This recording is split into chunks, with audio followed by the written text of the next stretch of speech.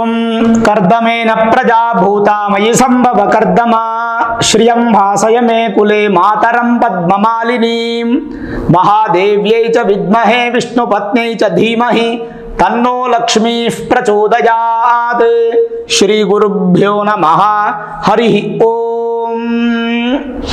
ಆತ್ಮೀಯ ಪ್ರಿಯ ಪ್ರೇಕ್ಷಕ ಮಿತ್ರರೇ, ನಿಮ್ಮೆಲ್ಲರ ಜೀವನ ಸುಖಕರ, ಕ್ಷೇಮಕರ, ಲಾಭಕರವಾಗಿರಲಿ ಅಂತ ನನ್ನ ಆರಾಧ್ಯ ದೇವಿ ಹೊರನಾಡು ಅನ್ನಪೂರ್ಣೇಶ್ವರಿಯ ಪಾದಗಳಿಗೆ ನಮಸ್ಕರಿಸ್ತಾ, ಪ್ರಿಯ ಪ್ರೇಕ್ಷಕ ಮಿತ್ರರೇ, ಕುಂಭರಾಶಿ ಮಾರ್ಚ್ ತಿಂಗಳು ಹೇಗಿದೆ, ಮಾರ್ಚ್ ತಿಂಗಳ ಮಾಸ ಭವಿಷ್ಯ, ಯಾವ ರೀತಿಯಾದಂಥ ಶುಭ ಫಲ ಅಶುಭ ಫಲ, ಏನಾದರೂ ತೊಂದರೆಗಳಿದೆಯಾ ಇಲ್ವಾ, ಎಲ್ಲವನ್ನು ಕೂಡ ಈ ವಿಡಿಯೋಲಿ ನಾವು ನೋಡೋಣ. ಮುಖ್ಯವಾಗಿ 7ನೇ ತಾರೀಕು ನಿಮ್ಮ ರಾಶಿಯಿಂದ ಅಂದರೆ ಕುಂಭ ರಾಶಿಯಿಂದ ಬುಧ 2ನೇ ಮನೆಗೆ ಪ್ರವೇಶ ಆಗ್ತಾರೆ. ಅದೇ 7ನೇ ತಾರೀಕು ನಿಮ್ಮ ರಾಶಿಗೆ ಶುಕ್ರ ಬರ್ತಾರೆ, ಅದು ಒಳ್ಳೆಯದು.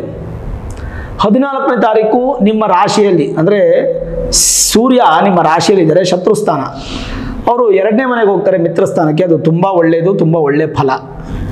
ಹಾಗೆ 15ನೇ ತಾರೀಕು ಕುಜ ನಿಮ್ಮ ರಾಶಿಗೆ ಬರ್ತಾರೆ, ಅದು ಒಳ್ಳೆಯ ಫಲ. 25ನೇ ತಾರೀಕು ಬುಧ 3ನೇ ಮನೆಗೆ ಹೋಗ್ತಾರೆ, ಸಾಧಾರಣವಾಗಿರುತ್ತೆ. ಇನ್ನು 31ನೇ ತಾರೀಕು ಶುಕ್ರ ನಿಮ್ಮ ರಾಶಿಯಿಂದ 2ನೇ ಮನೆಗೆ ಬರ್ತಾರೆ, ಅದು ಒಳ್ಳೆಯದು. ಗ್ರಹ ಸ್ಥಿತಿಗಳ ಬದಲಾವಣೆ ನೋಡಿದಾಗ ಎಲ್ಲೋ ಒಂದು ಕಡೆ ಫೆಬ್ರವರಿ ತಿಂಗಳಿಗಿಂತ ಮಾರ್ಚ್ ತಿಂಗಳು ಕುಂಭರಾಶಿಯವರಿಗೆ ಚೆನ್ನಾಗಿರುತ್ತೆ ಅಂತ ತಗೊಳ್ಬೋದು. 9ನೇ ತಾರೀಕು ಅಮಾವಾಸ್ಯೆ ಇದೆ, ಅವತ್ತೇ ಶನೀಶ್ವರ ಜಯಂತಿ ಇದೆ, ಎಲ್ಲರೂ ಸ್ವಾಮಿಯನ್ನು ಆರಾಧನೆ ಮಾಡಿ. 25ನೇ ತಾರೀಕು ಹೋಳಿ ಹುಣ್ಣಿಮೆ ಅಂತ ನಿಮಗೆ ಗೊತ್ತಿದೆ, ಆಚರಣೆ ಮಾಡ್ತೀರ. ಮಾರ್ಚ್ ತಿಂಗಳಲ್ಲಿ ಪ್ರಸಿದ್ಧವಾಗಿರತಕ್ಕಂಥ ವಿಶೇಷವಾದಂಥ ಒಂದು ಹಬ್ಬ ಯಾವುದಂದರೆ ಮಹಾಶಿವರಾತ್ರಿ, ಚಾಂದ್ರ ಸೌರ ಮಹಾಶಿವರಾತ್ರಿ. ನಾಡಿನ ಸಮಸ್ತ ವೀಕ್ಷಕರಿಗೂ ಶಿವರಾತ್ರಿ ಹಬ್ಬದ ಹಾರ್ದಿಕ ಶುಭಾಶಯಗಳು. ಆ ಭಗವಂತ ಶಿವ ನಿಮ್ಗೆ ಒಳ್ಳೇದು ಮಾಡಲಿ ಅಂತ ಪ್ರಾರ್ಥನೆ ಮಾಡ್ತೀನಿ. ನೋಡಿ, ಈ ಕುಂಭರಾಶಿಗೆ ರಾಶ್ಯಾಧಿಪತಿ ಶನಿ ನಿಮ್ಮ ರಾಶಿಯಲ್ಲೇ ಇದ್ದಾರೆ. ಜನ್ಮ ಶನಿ ಸಾಡೆ ಸಾತಿ ಜೊತೆಗೆ ಜನ್ಮ ಶನಿ ನಡೀತಾ ಇದೆ. ಶನಿ ನಿಮ್ಮ ರಾಶಿಯಲ್ಲಿದ್ದರೂ ಕೂಡ ನಿಮ್ಮ ರಾಶಿಯಾಧಿಪತಿ ಶನಿನೇ ಆದ್ದರಿಂದ ಸ್ವಕ್ಷೇತ್ರದಲ್ಲಿರೋದ್ರಿಂದ ಭಯಪಡೋ ಅವಶ್ಯಕತೆ ಇಲ್ಲ. ಯಾವುದಕ್ಕೂ ಒಂದ್ಸಲ ನಿಮ್ಮ ಮೂಲ ಜಾತಕವನ್ನು ತೋರಿಸ್ಕೊಳ್ಳಿ. ಮೂಲ ಜಾತಕದಲ್ಲಿ ಶನೀಶ್ವರ ಒಳ್ಳೆ ಸ್ಥಾನದಲ್ಲಿದ್ದು ಉಚ್ಚ ಸ್ಥಾನದಲ್ಲಿದ್ದರೆ, ಸ್ವಕ್ಷೇತ್ರದಲ್ಲಿದ್ದರೆ, ಮಿತ್ರನ ಮನೆಯಲ್ಲಿದ್ದರೆ ಒಳ್ಳೆ ಫಲ. ಅಕಸ್ಮಾತ್ ಮೂಲ ಜಾತಕದಲ್ಲಿ ಶನಿ ಚೆನ್ನಾಗಿಲ್ವಾ, ಖಂಡಿತ ಸ್ವಲ್ಪ ವ್ಯತ್ಯಾಸಗಳಾಗುತ್ತೆ, ಸಮಸ್ಯೆಗಳು ಬರುತ್ತೆ. ಅದನ್ನು ನುರಿತ ಜ್ಯೋತಿಷ್ಯರನ್ನು ಭೇಟಿ ಮಾಡಿ ಹೈಯರ್ ಅಸ್ಟ್ರಾಲಜಿ, ವೇದಿಕ್ ಅಸ್ಟ್ರಾಲಜಿ ಪ್ರೆಡಿಕ್ಷನ್ಸನ್ನು ಮಾಡಿಸಿ ಏನಾದರೂ ಪರಿಹಾರ ಇದ್ದರೆ ಸರಳವಾಗಿ ಮಾಡ್ಕೊಳ್ಳಿ. ಕುಂಭರಾಶಿಯವರು ಒಳ್ಳೆಯ ಫಲ ಸಿಗುತ್ತೆ. ಇನ್ನು 12ನೇ ಮನೆ ಅಧಿಪತಿನೂ ಶನಿನೇ. ಹೋಗಲಿ, ನಿಮ್ಮ ಲಾಭಾಧಿಪತಿ ಯಾರು? ಗುರು. ನಿಮಗೆ ಲಾಭವನ್ನು ಕೊಡುವಂಥವನು ಯಾರು? ಗುರು. ಕುಟುಂಬಕ್ಕೆ ಅಧಿಪತಿ ಯಾರು? ಗುರು. ಧನಸ್ಥಾನಕ್ಕೆ, ವಾಕ್ಸ್ಥಾನಕ್ಕೆ, ವಿದ್ಯಾಸ್ಥಾನಕ್ಕೆ ಅಧಿಪತಿ ಯಾರು? ಗುರು. ಆ ಗುರು 3ನೇ ಮನೆಯಲ್ಲಿ ಚೆನ್ನಾಗಿದ್ದಾರೆ, ಏನು ಭಯಪಡೋ ಅವಶ್ಯಕತೆ ಇಲ್ಲ. ಗುರು ನಿಮಗೆ ಮಧ್ಯಮ ಫಲವನ್ನು ಕೊಡುವಂಥ ಸ್ಥಾನದಲ್ಲಿದ್ದಾರೆ, ತುಂಬ ಉತ್ತಮ ಫಲವೂ ಇಲ್ಲ, ಗುರುವಿಂದ ಯಾವುದು ಕೆಟ್ಟದ್ದು ಇಲ್ಲ. ಹಾಗಾಗಿ ಕುಂಭರಾಶಿಯವರಿಗೆ ಶನಿ ಗುರು ಮಧ್ಯದಲ್ಲಿ ಯಾವುದೇ ಬದಲಾವಣೆಗಳಿಲ್ಲ, ಭಯಪಡೋ ಅವಶ್ಯಕತೆ ಇಲ್ಲ. ಇನ್ನು ರಾಶಿಯಿಂದ ಸಪ್ತಮಾಧಿಪತಿಯಾಗಿರ್ತಕ್ಕಂಥ ಸೂರ್ಯ, ಇದು ಬಹಳ ಮುಖ್ಯ. 14ನೇ ತಾರೀಕುವರೆಗೂ ನಿಮ್ಮ ರಾಶಿಯಲ್ಲೇ ಇರ್ತಾರೆ. ಸೂರ್ಯ ನಿಮಗೆ ಒಳ್ಳೆಯ ಫಲವನ್ನು ಕೊಡೋದಿಲ್ಲ. ಈ 7ನೇ ಮನೆ ಬಂದು ವಿವಾಹ ಸ್ಥಾನ ಅಂತ ಕರಿತೀವಿ, ಜೊತೆಗೆ ನಾವು ಪಾರ್ಟ್ನರ್ಶಿಪ್ ರಿಲೇಟೆಡ್ ಆಗಿ ಕರಿತೀವಿ. ಲೈಫ್ ಪಾರ್ಟ್ನರ್ ಆಗ್ಬೋದು, ಬಿಸ್ನೆಸ್ ಪಾರ್ಟ್ನರ್ ಆಗ್ಬೋದು, ಯಾವುದೇ ಥರದ ಪಾರ್ಟ್ನರ್ ಆಗ್ಬೋದು. ಇವೆಲ್ಲವೂ ನಿಮ್ಗೆ 14ನೇ ತಾರೀಕುವರೆಗೂ ಸಾಧಾರಣವಾಗಿದ್ದರೆ, 14ನೇ ತಾರೀಕು 2ನೇ ಮನೆಗೆ ಬರುವಂಥ ಸೂರ್ಯ ಅತ್ಯುತ್ತಮ ಫಲ ಕೊಡ್ತಾರೆ. 14ನೇ ತಾರೀಕಿಂದ ತಿಂಗಳು ಪೂರ್ತಿ ತುಂಬ ಚೆನ್ನಾಗಿರುತ್ತೆ. ಸೂರ್ಯನ ಅನುಗ್ರಹ ಅನ್ನುವಂಥದ್ದು ಕುಂಭರಾಶಿಗೆ ಭಾಳ ವಿಶೇಷವಾಗಿ ಸಿಗುತ್ತೆ, ಅದು ಬಲನೂ ಇರುತ್ತೆ, ಅದರಿಂದ ನಿಮಗೆ ಅನುಕೂಲವೂ ಆಗುತ್ತೆ. ಇನ್ನು ಬುಧ 5ನೇ ಮನೆ ಅಧಿಪತಿ, 8ನೇ ಮನೆ ಅಧಿಪತಿ ಬುಧ ದ್ವಿತೀಯಕ್ಕೆ ಬರ್ತಾರೆ, ನೀಚ ಸ್ಥಾನಕ್ಕೆ. ಚೆನ್ನಾಗಿಲ್ಲ, ಬುಧ ನಿಮಗೆ ಚೆನ್ನಾಗಿರೋದಿಲ್ಲ. ತ್ರಿಕೋಣಾಧಿಪತಿ. ಎಲ್ಲವೂ ನೋಡಿದಾಗ ಎಲ್ಲೋ ಒಂದು ಕಡೆ ಸ್ವಲ್ಪ ಮಟ್ಟಿಗೆ ನೀವು ಪ್ರಾಣಿಗಳಿಗೆ ಏನಾದರೂ ಆಹಾರವನ್ನು ಕೊಡೋದ್ರಿಂದ ಕುಂಭರಾಶಿಯವರಿಗೆ ಈ ತಿಂಗಳು ಬರುವಂಥ ಸಮಸ್ಯೆಗಳು ದೂರ ಆಗುತ್ತೆ.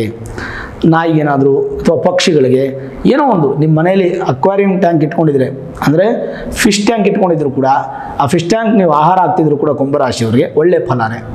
ಬುಧನಿಂದ ನಿಮಗೆ ಕೆಟ್ಟದಾಗಬಾರ್ದು ಅಂತಂದರೆ ಪ್ರಾಣಿಗಳಿಗೆ ಅಥವಾ ಜಲಚರಗಳಿಗೆ ಅಥವಾ ಪಕ್ಷಿಗಳಿಗೆ ಏನಾದರೂ ಆಹಾರ ಕೊಡ್ತಾ ಬನ್ನಿ ಈ ತಿಂಗಳಲ್ಲಿ, ಖಂಡಿತ ಒಳ್ಳೆಯದು. ಸಾಧ್ಯವಾದರೆ ಗೋವಿಗೆ ಪ್ರತಿದಿನ ಗೋ ದರ್ಶನ ಮಾಡಿ, ನಿಮ್ಮ ಅನುಕೂಲ ಇದ್ದರೆ ಪ್ರತಿದಿನ ಗೋವು ದರ್ಶನ ಮಾಡಿ. ಇಲ್ಲಾಂದರೆ ತಿಂಗಳಲ್ಲಿ ಒಮ್ಮೆ ಆದರೂ ಗೋ ದರ್ಶನ ಮಾಡಿ, ಏನಾದರೂ ಆಹಾರ ಕೊಡಿ ಗೋಗೆ.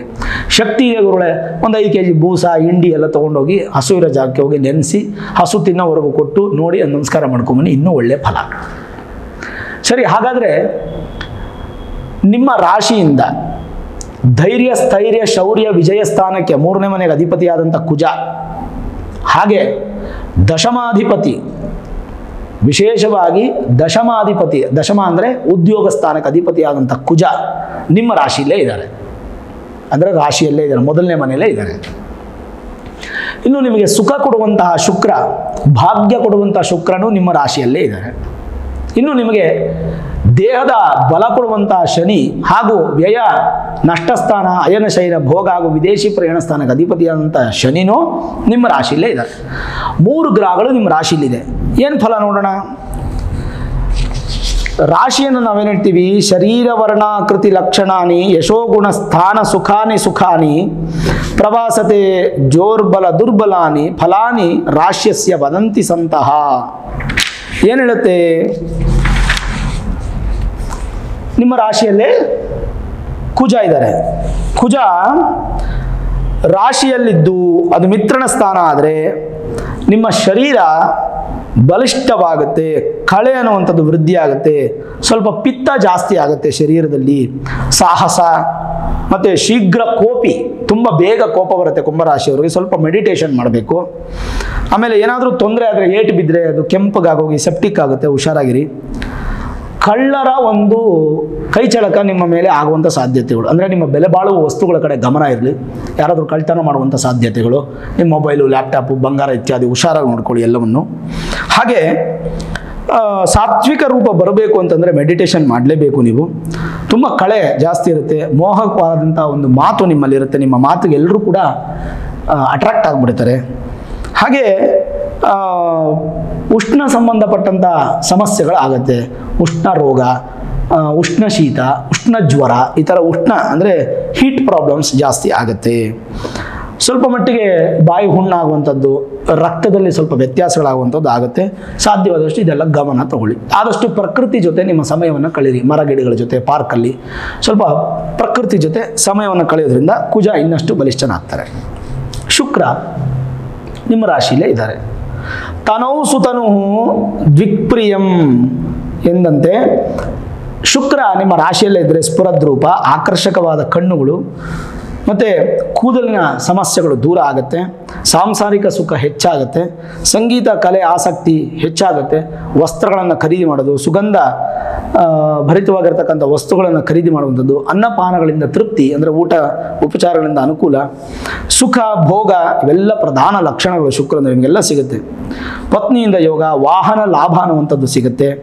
ವೈವಾಹಿಕ ಜೀವನದಲ್ಲಿ ತೊಂದರೆಗಳಿದ್ದರೆ ಅದೆಲ್ಲ ದೂರವಾಗುತ್ತೆ. ಅದಕ್ಕೆ ಮೂಲ ಜಾತಕದಲ್ಲಿ ದೊಡ್ಡ ಸಮಸ್ಯೆ ಇದ್ದರೆ ಸರಿ ಹೋಗಲ್ಲ, ಮೂಲ ಜಾತಕ ತೋರಿಸ್ಕೋಬೇಕು. ಮತ್ತು ಸ್ವಲ್ಪ ಕಲಹಗಳು ಬರುವಂಥ ಸಾಧ್ಯತೆ, ಆದಷ್ಟು ಕಲಹಕ್ಕೆ ನೀವು ದೂರ ಇರತಕ್ಕಂಥದ್ದು ಒಳ್ಳೆಯದು. ವಿಶೇಷವಾದಂಥ ಫಲ ಶುಕ್ರ ಕೊಡ್ತಾನೆ, ತುಂಬ ಒಳ್ಳೆಯ ಫಲ. ಇನ್ನು ಶನಿ ರಾಶಿಯಲ್ಲೇ ಇದ್ದರೆ ಏನು, ನಿಮ್ಮ ಮೂಲ ಜಾತಕದಲ್ಲಿ ಶನಿ ನಿಮ್ಮ ಲಗ್ನದಲ್ಲಿದ್ದರೆ ಕೆಟ್ಟದ್ದು. ರಾಶಿಯಲ್ಲಿ ಗೋಚಾರಕ್ಕೆ ಬಂದಾಗ ಶನಿ ನಿಮಗೆ ಆಲಸ್ಯ ದೂರ ಮಾಡ್ತಾನೆ, ಜಾಡ್ಯ ದೂರ ಮಾಡ್ತಾನೆ, ನಿದ್ರೆ ಚೆನ್ನಾಗಿ ಕೊಡ್ತಾನೆ, ದೀರ್ಘವಾದ ಶರೀರದ ಬಲವನ್ನು ಕೊಡ್ತಾನೆ, ಮತ್ತು ಮೂಳೆ ಹಲ್ಲು ನರಕ್ಕೆ ಸಂಬಂಧಪಟ್ಟಂಥ ತೊಂದರೆಗಳಿದ್ದರೆ ನಿವಾರಣೆ ಮಾಡ್ತಾನೆ. ಒಳ್ಳೆ ಭಾಷಾ ಪ್ರವೀಣರಾಗ್ತೀರಾ. ಒಳ್ಳೆ ಭಾಷೆಗಳು, ಇಂಗ್ಲೀಷ್ ಮಾತಾಡೋದಾಗ್ಬೋದು, ಅಥವಾ ರಷ್ಯನ್ ಸಂಬಂಧಪಟ್ಟಂಥ ಭಾಷೆ ಮಾತಾಡೋದು, ಫ್ರೆಂಚು, ಜರ್ಮನ್ ಭಾಷೆ, ಚೈನೀಸ್ ಭಾಷೆ, ಹೀಗೆ ಭಾಷೆಗಳಲ್ಲೇನಾದರೂ ನಿಮಗೆ ಆಸಕ್ತಿ ಇದ್ದರೆ ಭಾಷೆಯಿಂದ ತುಂಬ ಚೆನ್ನಾಗಿರುತ್ತೆ. ವಿದೇಶದಲ್ಲಿ ಉದ್ಯೋಗ, ವಿದೇಶದಲ್ಲಿ ವಿದ್ಯಾಭ್ಯಾಸ ತುಂಬ ಚೆನ್ನಾಗಿರುತ್ತೆ. ಮತ್ತು ನ್ಯಾಯಪರವಾಗಿರ್ತಕ್ಕಂಥ ವಿದ್ಯಾಭ್ಯಾಸ ಅಂದರೆ ಲಾ ಓದುವಂಥದ್ದು ಜಡ್ಜ್ಗಳಿಗೆ ಮತ್ತು ಲಾಯರ್ಸ್ಗೆ ತುಂಬ ಚೆನ್ನಾಗಿರುತ್ತೆ. ಸೇವಕರಿಂದ ನಿಮಗೆ ಸಹಾಯ ಹೆಚ್ಚು ಸಿಗುತ್ತೆ. ಭಾಗ್ಯೋದಯ ತುಂಬ ಚೆನ್ನಾಗಾಗುತ್ತೆ. ಮತ್ತು ತಮೋಗುಣ ದೂರವಾಗುತ್ತೆ, ಸಾತ್ವಿಕ ಬರುತ್ತೆ, ಸಾತ್ವಿಕದ ಕಡೆಗೆ ಹೋಗಬೇಕು. ಆದಷ್ಟು ಹುಷಾರಾಗಿರಿ. ಕಳ್ಳತನ ಆಗುವಂಥ ಸಾಧ್ಯತೆಗಳು, ನಿಮ್ಮ ವಸ್ತುಗಳು ನಿಮ್ಮಿಂದ ಬಿಟ್ಟು ದೂರ ಹೋಗುವಂಥ ಸಾಧ್ಯತೆಗಳಿದೆ. ಹುಷಾರಾಗಿರಿ, ಎಚ್ಚರ. ಇದಕ್ಕೆಲ್ಲ ಪರಿಹಾರ ಬೇಕಿಲ್ಲ, ಎಚ್ಚರ. ನೀವು ಮಾಡಬೇಕಾಗಿರೋದೇನಪ್ಪ ಅಂದರೆ ಹೆಚ್ಚು ಮೆಡಿಟೇಷನ್ ಮಾಡಿ, ಭಗವಂತನ ನೆನೆಸ್ಕೊಳ್ಳಿ. ಅಷ್ಟು ಬಿಟ್ಟರೆ ಬೇರೆ ಪರಿಹಾರಗಳೇನು ದೊಡ್ಡದಾಗಿಲ್ಲ. ಗೋವನ್ನು ದರ್ಶನ ಮಾಡಿ, ಗೋಗೆ ಏನಾದರೂ ಕೊಡೋದು ಒಳ್ಳೆಯದು. ಜನರಲೈಸ್ ಆಗಿ ನೋಡಿದಾಗ ಮುಖದ ಮೇಲಿನ ವರ್ಚಸ್ಸು ವೃದ್ಧಿ ಆಗುತ್ತೆ. ಸಂಬಂಧಿಕರು ಶುಭ ಕಾರ್ಯ ವಿಚಾರದಲ್ಲಿ ಪಾಲ್ಗೊಳ್ತೀರಾ. ವೃತ್ತಿ ಅಥವಾ ಉದ್ಯೋಗದ ವಿಚಾರದಲ್ಲಿ ಅನುಕೂಲವಾಗಿರುತ್ತೆ. ಭೂ ಖರೀದಿ ಯೋಗ ಇರುತ್ತೆ. ರಿಯಲ್ ಎಸ್ಟೇಟ್ ಬಿಸ್ನೆಸ್ ಚೆನ್ನಾಗಿರುತ್ತೆ. IT BT ಸಾಫ್ಟ್ವೇರ್ ಉದ್ಯೋಗ ಚೆನ್ನಾಗಿರುತ್ತೆ. ಕುಟುಂಬದಲ್ಲಿ ಆರೋಗ್ಯ ಉತ್ತಮವಾಗಿರುತ್ತೆ. ದೂರ ಪ್ರಯಾಣ ನಿಮಗೆ ಅನುಕೂಲ ಇರುತ್ತೆ. ಕುಟುಂಬದ ನಿರ್ವಹಣೆಗೋಸ್ಕರ ಅಧಿಕ ಖರ್ಚನ್ನು ಮಾಡ್ತೀರಾ. ಸ್ವಲ್ಪ ಸ್ಥಾನ ಪಲ್ಲಟ ಇದೆ. ಸೋಂಬೇರಿ ಮಾತ್ರ ಆಗಬೇಡಿ. ಕೆಲಸದ ಒತ್ತಡ ಮಾತ್ರ ತುಂಬ ಜಾಸ್ತಿ ಇರುತ್ತೆ. ಸ್ನೇಹಿತರು ಎಷ್ಟು ಬೇಕೋ ಅಷ್ಟು ಇಟ್ಕೊಳ್ಳಿ. ತುಂಬ ದೂರಕ್ಕೆ ಹೋಗಬೇಡಿ.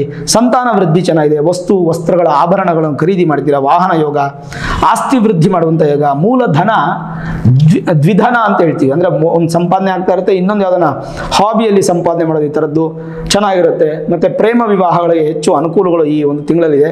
ಆದಾಯ ಕೂಡ ನಿಮಗೆ ಹೆಚ್ಚಾಗುತ್ತೆ. ವ್ಯಾಪಾರದಲ್ಲಿ ನಿರೀಕ್ಷಿತ ಲಾಭಗಳು ನಿಮಗೆ ವೃದ್ಧಿ ಆಗುತ್ತೆ. ವಿಶೇಷವಾದಂಥ ಒಂದು ಸ್ಥಾನವನ್ನು ಗಳಿಸ್ತೀರ. ಹಿಂದೆ ಮಾಡಿದಂಥ ದುಂದು ವೆಚ್ಚಗಳು, ಕಮಿಟ್ಮೆಂಟ್ಗಳಿಂದ ಈ ತಿಂಗಳು ಒಂದು ಸ್ವಲ್ಪ ಜರ್ಜರಿತ ಆಗುತ್ತೆ. ಅಂದರೆ ಸಾಲವನ್ನು ತೀರಿಸ್ತೀರಾ ನೀವು, ಅದೊಂದು ಸ್ವಲ್ಪ ನಿಮಗೆ ಒಳ್ಳೆ ವಿಚಾರ. ಲಾವಾದೇವಿಗಳು ಏನಿರುತ್ತೆ, ನಿಮಗೆ ಕೊಟ್ಟು ತಗೊಳ್ಳುವಂಥ ಕ್ರಯ ವಿಕ್ರಯ ಇದು ವಿಚಾರದಲ್ಲಿ ಚೆನ್ನಾಗಿರಲಿ. ಆರೋಗ್ಯದ ಕಡೆ ಹೆಚ್ಚು ಗಮನ ಕೊಡಲೇಬೇಕು. ಪರಿಹಾರಗಳು ಬೇಕಾಗಿಲ್ಲ, ಗಮನ ಕೊಡಿ. ಪ್ರಕೃತಿ ಜೊತೆ ತುಂಬ ಟೈಮನ್ನು ಸ್ಪೆಂಡ್ ಮಾಡಿ, ತುಂಬ ಒಳ್ಳೆಯದು ನಿಮಗೆ. ಸ್ವಲ್ಪ ಮಟ್ಟಿಗೆ ಆರ್ಥಿಕ ಪರಿಸ್ಥಿತಿ ಉತ್ತಮವಾಗಿರುತ್ತೆ, ಅಂದರೆ ಸಾಲ ತೀರಿಸ್ತೀರಾ, ಅದೇ ನಿಮಗೆ ಉತ್ತಮ ಅಲ್ವಾ. ಸುಕಾಲದಲ್ಲಿ ನಿಮಗೆ ಒಳ್ಳೆಯ ಅಭಿವೃದ್ಧಿ, ವ್ಯವಸಾಯ ಮಾಡೋದ್ರಲ್ಲಿ ತುಂಬ ಚೆನ್ನಾಗಿರುತ್ತೆ. ಅಧಿಕ ಲಾಭ, ಖರ್ಚು ನಿಮಗೆ ಎರಡೂ ಕೂಡ ಬ್ಯಾಲೆನ್ಸ್ ಆಗಿರುತ್ತೆ. ಮತ್ತು ಸೋದರ ಬಲ, ಸಹೋದರರ ಬಲ ನಿಮ್ಗೆ ವೃದ್ಧಿ ಇರುತ್ತೆ. ಸ್ನೇಹಿತರ ಮೆಚ್ಚುಗೆಗೆ ನಿಮಗೆ ತುಂಬ ಹೊಗಳು ಬಿಡ್ತಾರೆ. ಯಾವುದಕ್ಕೂ ನೀವು ಸಿಗ್ನೇಚರ್ ಹಾಕಿ ಬ್ಯಾಂಕ್ ಇತ್ಯಾದಿಗಳಿಗೆ ಹುಷಾರಾಗಿರಿ. ಅದರ ಬಗ್ಗೆ ಹೆಚ್ಚು ಗಮನ ಕೊಡಿಸ್ಕೊಳ್ಳಿ. ಹೆಣ್ಣು ಮಕ್ಕಳು ಸ್ವಲ್ಪ ಹೊಟ್ಟೆ ಮತ್ತು ಗರ್ಭ, ಯೂರಿನರಿ ಇನ್ಫೆಕ್ಷನ್ಸ್ ರಿಲೇಟೆಡ್ ಆಗಿ ಸ್ವಲ್ಪ ಹುಷಾರಾಗಿರ್ತಕ್ಕಂಥದ್ದು ಒಳ್ಳೆಯದು. ರಾಜಕೀಯವಾಗಿ ನಿಮಗೆ ಒಂದು ಒಳ್ಳೆಯ ಸ್ಥಾನ ಅನ್ನುವಂಥದ್ದು ಸಿಗುವಂಥ ಸಾಧ್ಯತೆ ಇರುತ್ತೆ. ಒಂದು ಅಧಿಕಾರ ಅನ್ನುವಂಥದ್ದನ್ನು ಅಪೇಕ್ಷೆ ಪಡ್ಬೋದು. ಹಾಗಾಗಿ ಕುಂಭರಾಶಿಯವರು ಈ ತಿಂಗಳು ನೀವು ಮಾಡಬೇಕಾಗಿರ್ತಕ್ಕಂಥದ್ದು ಒಂದೇ ವಿಷಯ ಏನಪ್ಪ ಅಂತಂದರೆ, ಪ್ರಾಣಿ ಪಕ್ಷಿ ಜಲಚರಗಳಿಗೆ ಸಾಧ್ಯವಾದಷ್ಟು ಊಟವನ್ನು ಕೊಡಿ. ಮುಖ್ಯವಾಗಿ ಗೋವನ್ನು ದರ್ಶನ ಮಾಡಿ, ಅದೊಂದೇ ಪರಿಹಾರ ಸಾಕು. ಕುಂಭರಾಶಿಯವರು ಈ ತಿಂಗಳು ತುಂಬ ಚೆನ್ನಾಗಿರ್ತೀರಾ. ಓವರಾಲ್ ನೋಡಿದಾಗ ಖುಷಿಯನ್ನು ತರುವಂತಹ ಒಂದು ಸಂದರ್ಭ. ಹಾಗಾಗಿ ಖುಷಿಯನ್ನು ನೀವು ಅನುಭವಿಸಬೇಕಾದ್ರೆ ನಿಮ್ಮ ಪ್ರಯತ್ನ ಹೆಚ್ಚಾಗಿರಬೇಕು. ಹಿರಿಯರ ಆಶೀರ್ವಾದ ತಗೊಳ್ಳಿ. ನಿಮ್ಗೆ ಯಾರಾದರೂ ಒಬ್ಬರು ಅಡ್ವೈಸರ್ ಇದ್ದರೆ ಅಡ್ವೈಸರ್ ಅಂತ ತಿಳ್ಕೊಂಡು ಡಿಸಿಷನ್ಸ್ ತಗೊಳ್ಳಿ. ಹೋಟೆಲ್ ವ್ಯಾಪಾರಗಳು ಇತ್ಯಾದಿ ವ್ಯಾಪಾರದಲ್ಲಿ ಕೂಡ ಚೆನ್ನಾಗಿರುತ್ತೆ. ಏನಾದರೂ ಬಿಸ್ನೆಸ್ ಎಕ್ಸ್ಪ್ಯಾನ್ಷನ್ ಮಾಡಬೇಕು, ಹೊಸ ಬಿಸ್ನೆಸ್ ಶುರು ಮಾಡಬೇಕು ಅಂತಂದರೆ ಇದು ಕರೆಕ್ಟ್ ಟೈಮ್ ಅಲ್ಲ. ನಿಮ್ಮ ಮೂಲ ಜಾತಕವನ್ನು ತೋರಿಸ್ಕೊಳ್ಳೇಬೇಕಾಗುತ್ತೆ. ಆಮೇಲೆ ಬದಲಾವಣೆಗಳು ನಿಮ್ಗೆ ಆಗಬೇಕು ಅನ್ನೋ ಸಂದರ್ಭ ಬಂದಿದೆ. ಆ ಬದಲಾವಣೆ ಕುರಿತಾಗಿ ನಿಮ್ಮ ಪ್ರಯತ್ನ ಹೆಚ್ಚಾಗಿರಲಿ. ಏನಾದರೂ ಮಾಡಬೇಕಾದ್ರೆ ಒಂದು ಹೋಮ್ವರ್ಕ್ ಮಾಡಿ, ಚೆನ್ನಾಗಿ ಅದ್ರ ಬಗ್ಗೆ ತಿಳ್ಕೊಳ್ಳಿ, ಆಮೇಲೆ ಕೈ ಹಾಕಿ. ಶೇರ್ ಬಿಸ್ನೆಸ್ಸಲ್ಲಿ ಸ್ವಲ್ಪ ಹುಷಾರಾಗಿರಿ. ವೈವಾಹಿಕ ಜೀವನದಲ್ಲಿ ತೃಪ್ತಿಯನ್ನು ಕೊಡುತ್ತೆ, ಏನು ಭಯಪಡೋ ಅವಶ್ಯಕತೆ ಇಲ್ಲ. ವಿದ್ಯಾರ್ಥಿಗಳು ಚೆನ್ನಾಗಿದೆ, ಉದ್ಯೋಗದಲ್ಲೂ ಚೆನ್ನಾಗಿದೆ, ವ್ಯಾಪಾರದಲ್ಲೂ ಚೆನ್ನಾಗಿದೆ. ವಿದೇಶದಲ್ಲಿ ಅಭ್ಯಾಸ ಮಾಡುವಂಥ ವಿದ್ಯಾರ್ಥಿಗಳಿಗೆ, ವಿದೇಶದಲ್ಲಿ ಉದ್ಯೋಗ ಮಾಡುವಂಥವ್ರಿಗೆ, ವ್ಯಾಪಾರವಂತರು ಕೂಡ ತುಂಬ ಚೆನ್ನಾಗಿರುತ್ತೆ. ಮೇಲಾಗಿ ನನ್ನ ಒಂದು ಸಂಪೂರ್ಣವಾದ ನೇರವಾದ ಪ್ರಶ್ನೆ ನಿಮಗೇನೆಂದರೆ, ನೀವು ಏನಾದರೂ ಮಾಡ್ತಾ ಇದ್ದೀರಾ, ಸಂಪಾದನೆ ಮಾಡ್ತಾ ಇದ್ದೀರಾ, ಎರಡನೇ ಸಂಪಾದನೆ ಅನ್ನುವಂಥದ್ದು ನಿಮ್ಗೆ ಸಿಗುತ್ತೆ. ನಿಮ್ಮ ಹಾಬಿ ಏನು ಅಂತ ತಿಳ್ಕೊಳ್ಳಿ. ನಿಮ್ಮ ಹಾಬಿ ಪ್ರಕಾರ ನಿಮ್ಗೆ ಏನಾದರೂ ಸಂಪಾದನೆ ಆಗುವಂಥ ಸಾಧ್ಯತೆಗಳಿರುತ್ತೆ. ಅದನ್ನು ಪ್ರಯತ್ನ ಪಡಿ, ಖಂಡಿತವಾಗ್ಲೂ ನಿಮಗೆ ಒಳ್ಳೆ ಫಲ ಸಿಗುತ್ತೆ. ನೋಡೋದ್ರಲ್ಲ ವೀಕ್ಷಕರೇ, ಈ ವಿಡಿಯೋ ಇಷ್ಟ ಆಗಿದ್ರೆ ಲೈಕ್ ಮಾಡಿ, ಶೇರ್ ಮಾಡಿ, ಮುಖ್ಯವಾಗಿ ನಮ್ಮ ಚಾನಲ್ಗೆ ಸಬ್ಸ್ಕ್ರೈಬ್ ಮಾಡಿ, ಬೆಲ್ ಐಕಾನ್ ಅನ್ನು ಪ್ರೆಸ್ ಮಾಡಿ.